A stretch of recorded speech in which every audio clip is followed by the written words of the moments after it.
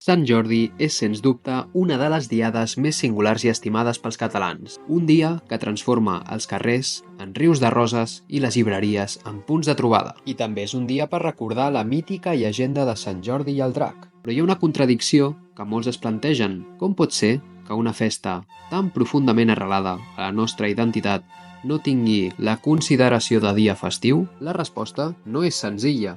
I per entendre-la hem de remuntar-nos en el temps i analitzar aspectes que van des de la legislació fins a les dinàmiques socials i econòmiques. Per això, comencem pel principi. Què sabem realment dels orígens d'aquesta celebració? La festa de Sant Jordi commemora el dia que va morir el cavaller Jordi, l'any 303, martiritzat sota el poder de l'emperador Dioclecià per haver-se negat a perseguir cristians.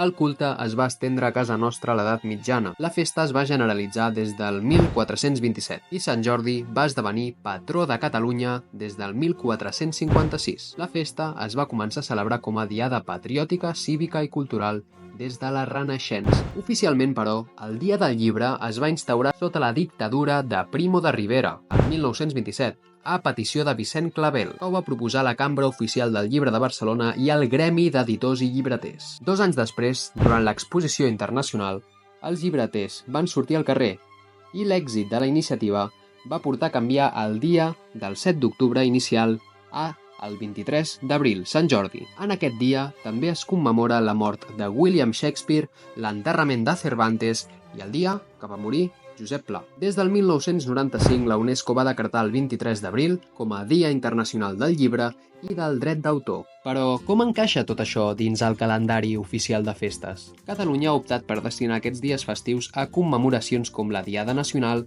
o Tots Sants.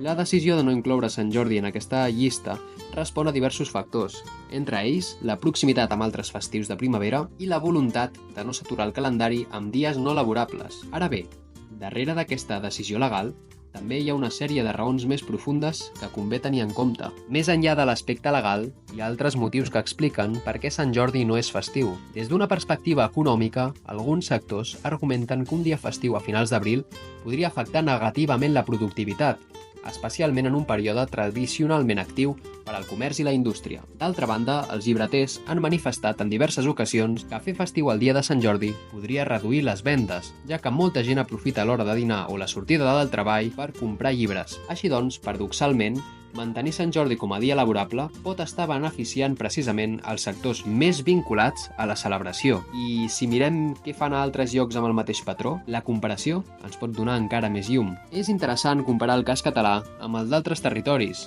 que també veneren Sant Jordi.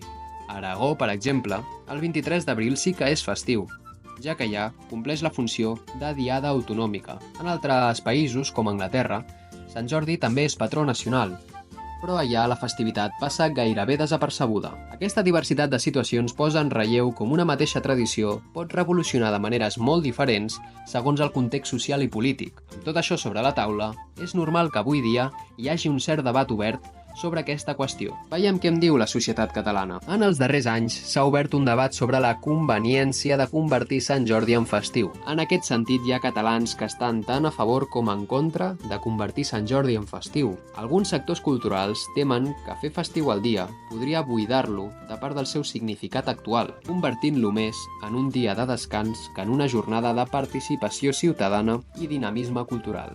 D'altra banda, els sindicats han posat sobre la taula la possibilitat de compensar la pèrdua productiva amb altres ajustos al calendari laboral. Amb tot això, queda clar que la resposta no és blanca o negra. Però què significa realment que Sant Jordi no sigui festiu? Sant Jordi és, en definitiva, un fenomen social complex que transcendeix la simple qüestió de si és o no festiu. La seva fortalesa rau precisament en la capacitat dels catalans per apropiar-se de l'espai públic i convertir una jornada laborable en una celebració col·lectiva. Potser el fet que no sigui festiu és el que li dona part del seu caràcter únic. És una festa que es construeix des de baix, amb esforç i la implicació de tothom. En qualsevol cas, el debat sobre el seu estatus segueix obert i és probable que continuï generant discussió en els propers anys. I ara, et toca a tu dir la teva.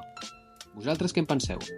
Creieu que Sant Jordi hauria de ser festiu o preferiu que es mantingui tal i com està? Deixeu les vostres opinions als comentaris i us deixo per aquí també un altre vídeo molt interessant sobre la moda de la barba al llarg de la història. Adéu.